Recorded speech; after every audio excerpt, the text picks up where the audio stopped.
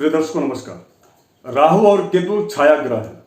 शास्त्रों में बार बार इसकी चर्चा हुई है। राहु को शनि के जैसा कहा गया, केतु को कुजवत अर्थात मंगल के जैसा फल कथन किया गया कि वैसा ही उनका प्रभाव होता है।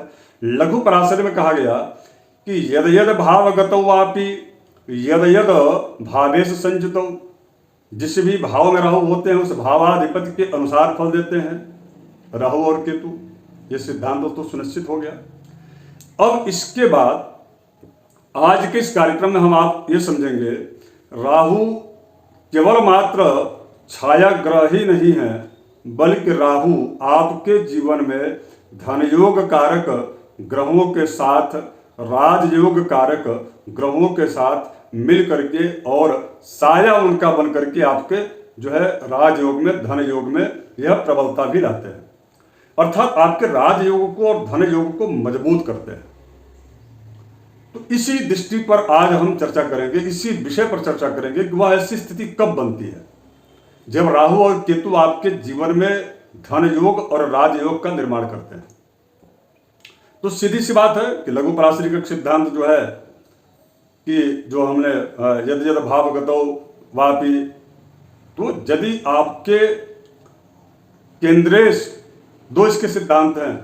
यदि आपकी कुंडली में केंद्रेश अर्थात केंद्र का मतलब कौन कौन सा भाव होता है, आप इसको समझ लीजिए। ये जो है यह नंबर कोई अलग अलग नंबर भी हो सकते हैं। जैसे मान लीजिए ये केंद्र इसको कहा जाता है, ये जो है ये केंद्र है, ये भी केंद्र है, ये भी केंद्र है और यह भी केंद्र है। जैसे मान लीजिए कि इस केंद्र के स्वामी के साथ, पहला सिद्धांत हमने लिखा है केंद्रेश की युति त्रिकोण में, अर्थात इस केंद्र के साथ यदि राहु त्रिकोण, अर्थात इसको कहा जाता है ये और यह भाव, यानी कि केंद्रेश की युति त्रिकोण के साथ यदि त्रिकोण में बैठे हो, केंद्रेश के साथ यदि युति बना करके और त्रिकोण में बैठे हो, तो वह उस व्यक्ति को राहु और केतु राजयोग प्रदान करते हैं। राजयोग का मतलब सीधा सा है उन्नति, विकास, व्यापार हो, नौकरी हो, कार्य हो, राजनीतिक क्षेत्र हो। क्योंकि राहु जो है आलस्य के कारक ग्रह है, ठीक है, अस्थिरता देते हैं, कार्यों में बाधा देते हैं, किंतु उनकी एक सकारात्मक पहलू भी है। राहु जो है आकस्मिक धन का लाभ भी कराते हैं। सकारात्मक पहलू उनकी यह है कि आप जितने भी ये राजनीतिक क्षेत्र से जुड़े हुए, जो चाहे वह विधानसभा हो या लोकसभा हो, इस प्रकार के संवैधानिक पदों पर भी या उच्च अधिकारी पद पर भी राहु यदि साथ दे दे तो उस व्यक्ति को इस प्रकार के पदों की भी प्राप्ति होती है। यह सकारात्मक पहलू है राहु का। और विशेष रूप से अगर यदि आपका जन्म शूद्र वर्ण, जो आप देखे होंगे राशि के अनुसार जो वर्ण होता है, आप उसमें पंचांगों में दिया रहता है, आप उसमें मिलान कर सकते हैं कि आपका जो है आजकल बहुत सारे ऐप भी आ गए हैं, उसमें भी आप जो है चेक कर सकते हैं कि आप किस वर्ण में आपका जन्म हुआ है। तो मैं ज्योतिष के संदर्भ में या वर्ण का मैं आख्यान कर रहा हूं। तो यदि आपका शूद्र वर्ण चूंकि राहु का है, यदि आपका जन्म शूद्र वर्ण में है तो आपके राहु बहुत पॉजिटिव हो जाएंगे। ऐसी स्थिति में यह जो राहु है वह केंद्रेश होकर के यदि त्रिकोण में यहां पर बैठ जाए तो यह राजयोग बनाते हैं और अपनी दशा अंतरदशा में बहुत ही ज्यादा आपको धन से, यश, मान, प्रतिष्ठा से भर देंगे। ये इनकी सकारात्मक पहलू है। नकारात्मकता क्या है? नकारात्मकता यह है कि यह छाया ग्रह है, बाधा देते हैं उस व्यक्ति के चरित्र को, उस व्यक्ति के जीवन को, व्यक्तित्व को वह दागदार बनाते हैं, आदि आदि चीजें। लेकिन वो आज मैं उस विषय पर चर्चा इस संदर्भ में नहीं करना चाहता। आज केवल राहु और केतु से जुड़े हुए पॉजिटिव जो चीजें हैं उसी पर हम चर्चा करेंगे, विशेष करके राहु केतु से जुड़े हुए राजयोग के विषय पर। पहला सूत्र हमने यहां पर लिखा है केंद्रेश की युति त्रिकोण के साथ, त्रिकोण में। अब केंद्रेश कैसे आप निकालेंगे? केंद्रेश का मतलब क्या है? देखिए, ये इसको जो है ये जो कोष्ठक है, यह जो कोष्ठक है, यह कोष्ठक है, यह दो चारों कोष्ठकों में जो भी नंबर होंगे, क्योंकि मैं तो यहां एग्जाम्पल के लिए एक लिखा हूं, यहां पर 2 भी हो सकता है, यहां पर 3 भी हो सकता है, जो भी नंबर होंगे उस नंबर को आप यहां से मिला दीजिए। यदि 1 और 8 नंबर है और वहां पर उसके स्वामी 1 और 8 हैं और उनके स्वामी के साथ यदि इस स्थान पर राहु और इस केंद्र के स्वामी, यहाँ पर राहु और केंद्र के स्वामी दोनों एक साथ बैठ जाएं तो उस व्यक्ति के जीवन में राहु और केतु से, केतु की बात कर रहा हूं, तो राहु और केतु से राजयोग बनता है। पहला सूत्र हो गया। अब जैसे उदाहरण के लिए हमने लिया मेष लग्न, तो मेष लग्न की कुंडली में केंद्रेश जो है, अगर यदि यहाँ पर 1 नंबर लिखा है तो 1 नंबर यहाँ से मिला लीजिए, 1 और 8 के आगे मंगल लिखा है, इसका मतलब कि 1 और 8 है, यहाँ पर केंद्रेश क्या हो गए, मंगल हो गए। अब जो है मंगल, अगर यदि आप देखेंगे कि यहाँ पर मंगल के साथ यदि राहु यहाँ पर बैठ गए तो वो क्या हो जाएंगे, राजयोग कारक हो जाएंगे। अब इसमें आपके मन में प्रश्न ये उठ रहा होगा कि मंगल और राहु तो दोनों मिलकर के अंगारक योग बनाते हैं। बिल्कुल सही, बिल्कुल आप सही कह रहे हैं, अंगारक योग बनाते हैं, किंतु यदि केंद्रेश के साथ यदि यहाँ पर मंगल बैठ जाए और यह राशि यदि स्थिर राशि है, क्योंकि यहाँ पर स्थिर राशि है, तो वहां पर जो है मंगल का जो अशुभ प्रभाव है या डिग्री वाइज यदि दोनों में 12 डिग्री से ज्यादा का अंतर है तो वहां पर अंगारक योग शून्य हो जाएगा। मंगल जो है के साथ मिल करके और उस जातक के जीवन में आकस्मिक धन का लाभ और राजनीतिक या खेल या प्रशासनिक क्षेत्र में, विशेष करके या सेना या सैनिक क्षेत्र में या मेडिकल क्षेत्र में उस व्यक्ति को वह लाभ दिलाते हैं। जब उनकी विश्वोत्तरी मादशा आ जाएगी तब और ज्यादा लाभ दिलाएंगे। ये पहला सूत्र हो गया। और इसी प्रकार से इस कोष्ठक को ले लीजिए, इनके जो स्वामी है 4 नंबर यहाँ लिखा हुआ है, आप यह देख सकते हैं 4 के सामने चंद्र है, तो चंद्र के स्वामी, इस केंद्र के स्वामी चंद्र यदि यहाँ पर बैठे हों और उनके साथ में राहु बैठे हों, अब आपके मन में विचार आया कि तो राहु और चंद्र तो दोनों ग्रहण दोष बनाते हैं, बिल्कुल बनाते हैं, लेकिन अगर यदि जितना ही आपस में इनकी डिग्री वाइज दूरी होगी, यह आपके लिए राजयोग कारक हो जाएंगे। विशेष करके जब इनकी विंशोत्तरी दशा और अंतर्दशा आएगी तो यह आपके जीवन में आश्चर्यजनक, जिसकी आप कभी कल्पना भी नहीं कर सकते, ये जो है निश्चित रूप से आपके लिए बड़ा ही लाभप्रद हो जाएगा।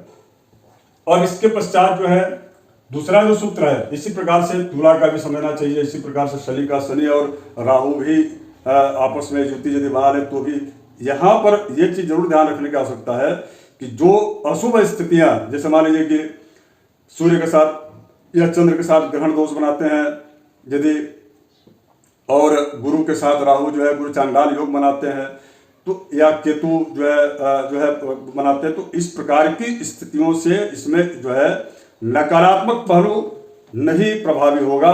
यहाँ पर वह राजयोग कार्य हो जाएंगे और उद्भव कार्य हो जाएंगे, उन्नति उस व्यक्ति को देंगे जीवन में, उस व्यक्ति के राजयोग और धन योग बना करके और उसको वह समृद्ध करेंगे राहु या केतु। यह समझने का आवश्यक। दूसरा सूत्र है कि यदि यही स्थिति त्रिकोणेश की युति केंद्र में हो जाए, जैसे मान लीजिए कि मेष लग्न की कुंडली है तो त्रिकोणेश, त्रिकोण भाव किसको कहते हैं, तो त्रिकोण भाव कहते हैं मेष इसको और इसको कहते हैं और इसको कहते हैं, अर्थात प्रथम लग्न को कहते हैं, पंचम भाव को और नवम भाव को। अब नवम में और पंचम में जो राशि है, जो नंबर है, उस नंबर को आप मिला लीजिए। यहाँ जैसे यहाँ 5 नंबर है, आपकी कुंडली में 6 भी हो सकता है, 7 भी हो सकता है, 8 भी हो सकता है, 9 भी हो सकता है, तो 5 नंबर यदि है तो 5 नंबर के स्वामी कौन है, सूर्य है। और सूर्य के साथ यदि और ये केंद्र है, जैसा कि हमने पहले बताया है, 1 2 3 4, ये चारों जो जगह है वह उसको केंद्र कहा जाता है। तो इस केंद्र में अगर यदि सूर्य के साथ कहीं पर भी राहु बैठे हैं या केतु बैठे हैं तो वहां पर यह जो है राजयोगकारी हो जाएंगे। हाँ, इतना जरूर है कि सूर्य के साथ राजयोगकारी होंगे तो सूर्य के जैसा उनके प्रभाव को बढ़ाएंगे, या राहु या केतु दोनों रहेंगे तो उसमें डिग्री, यदि जितना डिग्री का आपस में डिस्टेंस होगा, अंतर होगा, उतना ही ज्यादा इसको प्रबल राजयोग, धनयोग समझा जाएगा। जितनी नजदीकी होगी उतना ही सूर्य जो है इस प्रकार के राजयोग या धनयोग में कमी लाएंगे। या ये इस पूरे सूत्र में आपको यह जरूर ध्यान रखना चाहिए, इसलिए क्योंकि राहु जो है वह छाया ग्रह है। राहु विशेष करके सूर्य, चंद्र और मंगल, इन तीनों ग्रहों को अपना शत्रु मानते हैं। इसमें डिग्री का अंतर होना, डिस्टेंस होना नितांत आवश्यक, इसको जरूर समझ लीजिएगा। अब इसके बाद से ये जो है त्रिकोणेश यदि केंद्र में राहु केतु के साथ बैठ जाए तो राजयोग देते हैं, धनयोग देते हैं, या उस व्यक्ति को राजनीतिक क्षेत्र में बहुत ही आश्चर्यजनक जो है आप सुने होंगे कि किसी व्यक्ति को फोन आता है कि आप इस प्रदेश के जो है आपको आज सीएम पद की जो है शपथ लेनी है, और वह व्यक्ति अचानक वहां से जाता है, सीएम बनता है, उसके बाद वो पीएम बनते हैं। बात समझ गए मैं किसको कह रहा हूं। इस प्रकार की स्थितियां भी आई हैं, तो उस विषय पर मैं बहुत विस्तार से चर्चा भी कर चुका हूं। आप जो है हमारे उस कार्यक्रम को देख भी सकते हैं, पड़ा हुआ है इसमें यूट्यूब में। तो इस प्रकार की परिस्थितियां उत्पन्न करते हैं राहु और यह जो है ग्रहों के साथ, यदि कि त्रिकोणेश, अगर यदि त्रिकोणेश के साथ जो है त्रिकोण के, जैसे यहाँ पर त्रिकोणेश कौन हो गए, यहाँ पर हो गए बृहस्पति। तो बृहस्पति के साथ यदि इस केंद्र में राहु और केतु बैठे हैं तो वह राजयोगकारी और धनयोगकारी हो जाते हैं। अब इसके बाद चर राशि यदि वह राहु जिस स्थान पर बैठे हैं, जहां पर भी बैठे हैं, उनके साथ अगर यदि चर राशि के राशिपति जो है, जैसे मान लीजिए कि इस पूरे केंद्र में यहाँ पर अकेले राहु बैठे हों, और जिस भी स्थान पर मान लीजिए कि 7 नंबर पर यहाँ पर राहु बैठे हैं, और इनके जो स्वामी हैं, 7 नंबर किस में आती है राशि है, तो 1, 4, 7 और 10, ये जो है 4 राशियां चर राशि में आती हैं। चर का मतलब होता है कि निरंतर जो है स्थिर नहीं रहती हैं, इनका कार्य हमेशा सदैव निरंतर चलते रहता है। चर राशि का मतलब यही होता है जिसमें चारण प्रक्रिया निरंतरता बनी रहे।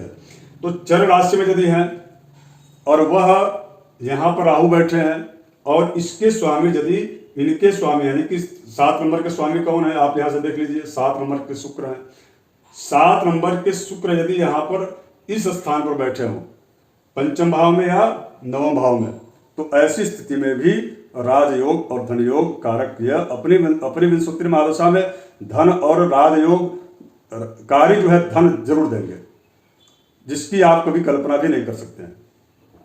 तो अब किस रूप में देंगे, तो यह डिपेंड करता है कि आप जो है कौन सा ग्रह कौन सा राशिपति जा करके त्रिकोण में बैठा है, यह ध्यान देने की आवश्यकता है। इसी प्रकार से द्विस्व राशि, अब द्विस्व राशि इसमें कौन सी है, तो यदि यहाँ पर मान लीजिए वृष लग्न की कुंडली हो जाती है, वृष लग्न की यदि कुंडली हो जाती है तो वह 2, 3, 4, 5, 6, 7 और 8, तो जो है 9, 10, 11, ये केंद्र 2, 3, 4, 5, 6 यहाँ पर जो है यह द्विस्व राशि हो गई। यानी कि त्रिकोणेश अगर यदि यहाँ पर 6 यानी कि बुध, और बुध उनके मित्र भी हैं, और मिथुन जो है राशि उनकी स्वयं की राशि, उच्च की राशि मानी गई है 15 डिग्री तक, धनु उनका नीच की राशि उनकी है, राहु की है, और इसी प्रकार से केतु का इसका ठीक उल्टा समझना चाहिए, उनका धनु जो राशि है वह उनकी उच्च की है और मिथुन राशि उनकी नीच की राशि है। तो यहाँ पर मैं यदि राहु के संदर्भ में कहूँ, हालांकि यहाँ उच्च नीच की चर्चा नहीं हुई, यहाँ राज और कारक जो स्थितियां बन रही है वो मूल त्रिकोण और त्रिकोणेश का केंद्र में, केंद्रेश का त्रिकोण में जाना राशिपति के अनुसार यह सुनिश्चित किया गया। तो इस प्रकार की स्थितियां जब भी आपकी कुंडली में निर्मित होती है तो आपको घबराने की आवश्यकता नहीं है। मान लीजिए कि अगर यदि डिग्री वाइज राहु और केंद्रेश और त्रिकोणेश का जो योग बन रहा है उसमें डिग्री वाइज बहुत ज्यादा कम डिस्टेंस है, तो ऐसी स्थिति में आपको क्या करना चाहिए, ये बहुत विषय महत्वपूर्ण है, ताकि आप उसके पूरे राजयोग का लाभ ले सकें। उसके द्वारा आकस्मिक जो है धनयोग जो बनाते हैं राहु और केतु, उनका आप पूरा लाभ ले सकें। उसके लिए क्या करना चाहिए, देखिए राहु और केतु के लिए मैं आपको ये सूत्र निश्चित रूप से नोट कर लीजिएगा। यदि आपकी जन्म कुंडली में राहु केंद्रेश के साथ त्रिकोण में बैठे हों या त्रिकोणेश के साथ यदि केंद्र में बैठे हों, पुनः रिपीट कर रहा हूं, ऐसी स्थिति में यदि राहु बैठे हैं तो आपको जो है किसी भी गरीब किसी एक कन्या या कोई ऐसा आयोजन हो रहा है जहां सामूहिक विवाह हो रहा हो, वहां पर कन्यादान का संकल्प आप कर लीजिए, एक कन्यादान कर दीजिए। ये राहु के लिए कह रहा हूं। और केतु यदि ऐसी ही स्थिति में यदि केतु विराजित है आपकी कुंडली में, तो आप जो है कपिला गाय का जो है दान कर दीजिए।